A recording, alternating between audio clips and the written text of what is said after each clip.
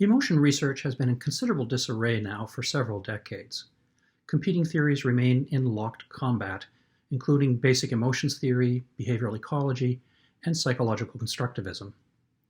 For those of us interested in music and emotion, it's unlikely that we'll be able to sort out the specific musical problems until the more general problems in emotion are resolved.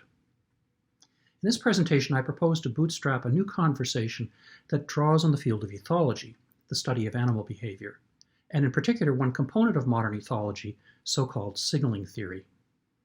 The view here is similar to Alan Fridlin's behavioral ecology theory, with some important differences.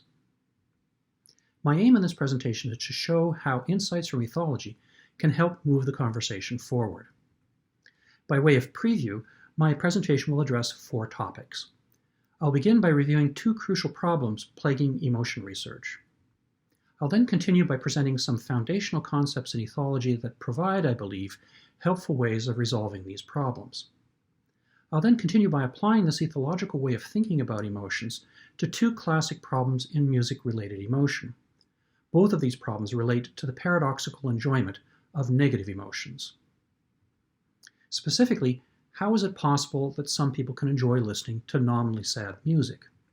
And how is it possible that some people enjoy listening to nominally aggressive music, like heavy metal? Ultimately, my claim is that ethological theory offers a more comprehensive, parsimonious, and biologically plausible account of emotion and affect-related displays and behaviors. The problems in emotion research begin with a confusing relationship between felt emotions and behavioral displays, such as facial expressions.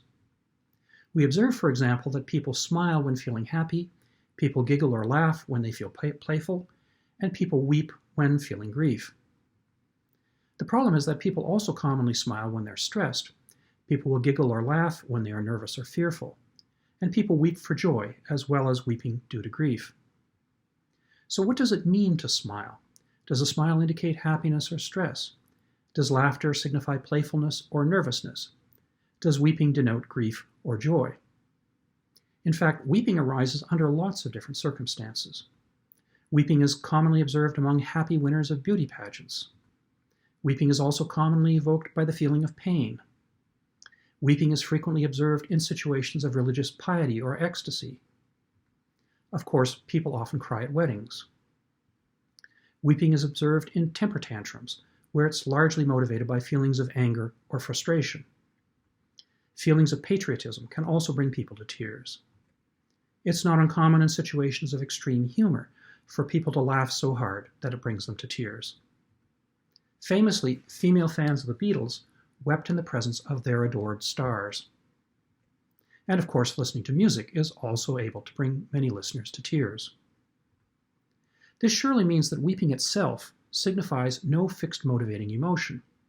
Without additional information, it's not clear that weeping is an expression of, say, grief. The loose relationship between behavioral display and motivating affect isn't limited to weeping.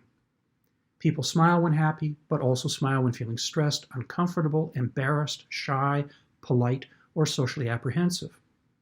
These observations suggest that it's essential to distinguish display behaviors from the presumed motivating affect.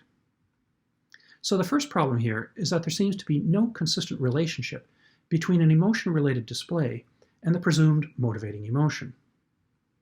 There's a second problem that also relates to the relationship between emotions and their purported expressions.